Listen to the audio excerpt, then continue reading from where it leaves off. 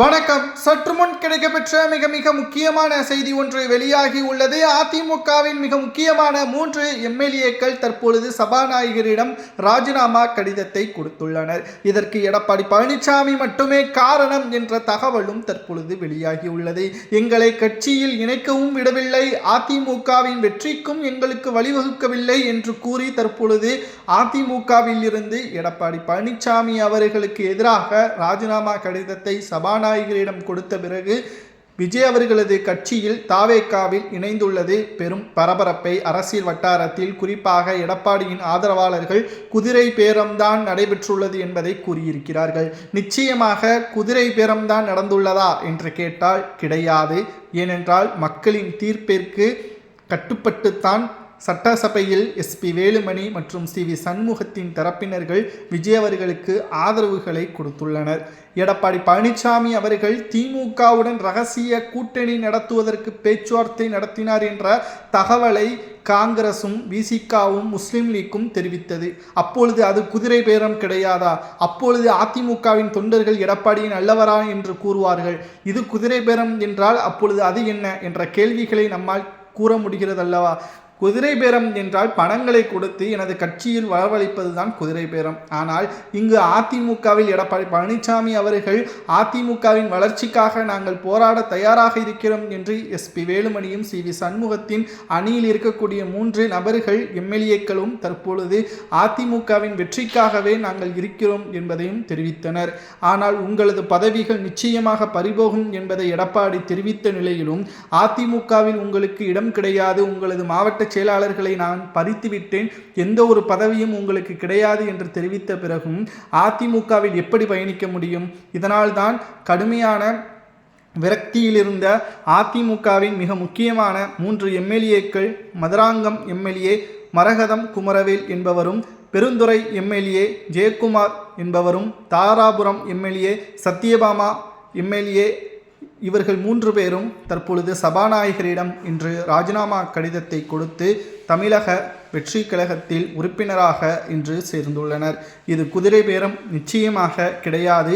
அதிமுக கட்சி முழுவதுமாக சிதைந்துவிட்டது என்று கட்சியில் இருந்து விலகிய பிறகு ராஜினாமா செய்த பிறகு 3 பேரும் கூறியுள்ளனர்.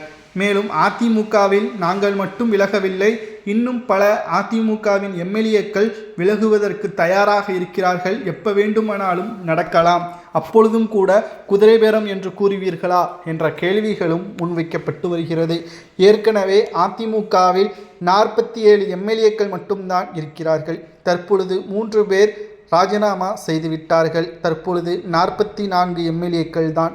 அதிலும் கிட்டத்தட்ட 24 எம்எல்ஏக்கள் சி.வி. சண்முகத்திற்கும் எஸ்பி வேலுமணிக்கும் ஆதரவாக இருந்தார்கள். அந்த 24 பேரில் உள்ளவர்தான் இந்த 3 நபர்கள் என்பதும் குறிப்பிடத்தக்கது. மேலும் சி.வி. சண்முகத்திற்கு ஆதரவாக தற்பொழுது 23 எம்எல்ஏக்கள் இருக்கிறதும் குறிப்பிடத்தக்கது. கிட்டத்தட்ட திராவிட முன்னேற்ற கழகம் எந்த அளவிற்கு அதிமுகவுடன் இணைந்து ஆட்சி அமைப்பதற்கு தயாராக இருந்ததோ அதை குதிரை பேரம் இல்லை என்று சமாளித்தாரோ எடப்பாடி, அதேபோல் நாங்கள் இதை சமாளிக்க விருப்பம் சொல்லவில்லை. எங்களது ஆதரவுகள் அதிமுகவிற்குத்தான் இருந்தது. அதிமுகவுடன் இணைந்து பணியாற்றுவதற்குத்தான் நாங்கள் விருப்பமும் தெரிவித்தோம். ஆனால் எங்களை பணியாற்ற எடப்பாடி விடவில்லை. இதனால்தான் மக்களுக்கு சேவை செய்வதற்கு அதிமுக மட்டும்தான் என்பது கிடையாது. நிச்சயமாக எம்ஜிஆர் அவர்களது கொள்கை, ஜெயலலிதா அவர்கள் சிறப்பாக வழிநடத்திய அதிமுகவின் கொள்கைகள் விஜய் அவர்கள் நடத்தக்கூடிய தாவேகாவில் இருப்பதால் அங்கு நாங்கள் சேர்ந்து பணியாற்ற விரும்புகிறோம் என்று தற்பொழுது ராஜினாமா செய்து தாவேகாவில் இணைந்துள்ளனர். நிச்சயமாக இது அதிமுகவின் வளர்ச்சிக்கு பாதிப்பா என்று கேட்டால் 100% பாதிப்பு தான். தற்பொழுது இருக்கக்கூடிய சூழலில் கூடுதலாக அதிமுகவின் எம்எல்ஏக்கள் இருந்திருக்க வேண்டும். ஆனால் 47 பேரில் தற்பொழுது 3 பேர் ராஜினாமா செய்துவிட்டார்கள். இன்னும் பல எம்எல்ஏக்கள் ராஜினாமா செய்ய உள்ளதாகவும் தகவல்கள் கிடைக்கப்பெற்றுள்ளது. இது தொடர்ந்து சென்றால் அதிமுகவின் வளர்ச்சிக்கு மிகப்பெரிய ஒரு தடையாக எடப்பாடி இருப்பார். அதே சமயம் எடப்பாடி பழனிசாமியிடம் இருந்து அதிமுகவை மீட்டெடுப்பதற்கு சி.வி. சண்முகம், எஸ்பி வேலுமணியின் ஆதரவுகள் இங்கு அதிகமாக இருப்பதால் இன்னும் சில மாதங்களில் அதிமுகவின் தலைமையும் முற்றிலும் தலைகீழாக மாறும். இது அதிமுகவை கைப்பற்ற இருக்கக்கூடிய ஒரு சூழல் தற்பொழுது உருவாகிவிட்டது. எடப்பாடி சிறப்பான தலைவர், சிறப்பான நிர்வாகி என்று கூறினால் அவர் ஏன் தோல்வியை தழுவ வேண்டும்? அதிமுகவை கட்டமைக்க முடியாத ஒரு சூழல் எடப்பாடியிடம் இருக்கிறது. மக்களும் தற்பொழுது அதிமுகவின் உறுப்பினர்களுமே எடப்பாடியின் மீது கோபம் அடைந்து வெளியேறுகிறார்கள். யாரும் தானாக முன்வந்து வெளியே வரவில்லை. எடப்பாடியின் அழுத்தம்தான். கிட்டத்தட்ட ஒரே இரவில் 40 மாவட்ட செயலாளர்களை நீக்குவதற்கு காரணம் என்ன? அதற்கு யார் உத்தரவை பிறப்பித்தார்? என்ன தவறுகள் செய்தார்கள் என்பது எல்லாம் தெரியாமல் நேரடியாக 40 மாவட்ட செயலாளர்களை இரவோடு இரவாக நீக்கினால் நிச்சயம் நிர்வாகிகள் மீது அதிருப்தி தான் இங்கு ஏற்படும். அதே சமயம் எடப்பாடி பழனிசாமி அவர்கள் தனது குடும்ப உறுப்பினர்களுக்கு அதிமுகவில் உயர் பதவிகளையும் குறிப்பிட்ட சமூகத்திற்கு ஆதரவாக செயல்படுவதும் தான் தற்பொழுது அதிமுகவில் இருக்கக்கூடிய எம்எல்ஏக்கள் 24 பேர் தற்பொழுது எடப்பாடிக்கு எதிராக செயல்பட்டனர். அந்த 24 பேரில் 3 எம்எல்ஏக்கள் அதிமுகவில் இருந்து ராஜினாமா செய்து எம்எல்ஏ பதவியையும் ராஜினாமா செய்து தற்பொழுது தாவேகாவில் இணைந்துள்ளனர். வேலுமணி தரப்பிற்கு ஆதரவாக இருந்த எம்எல்ஏக்கள் 3 பேர் ராஜினாமா செய்திருப்பது அதிர்ச்சியையும் பரபரப்பையும் ஏற்படுத்தியுள்ளது.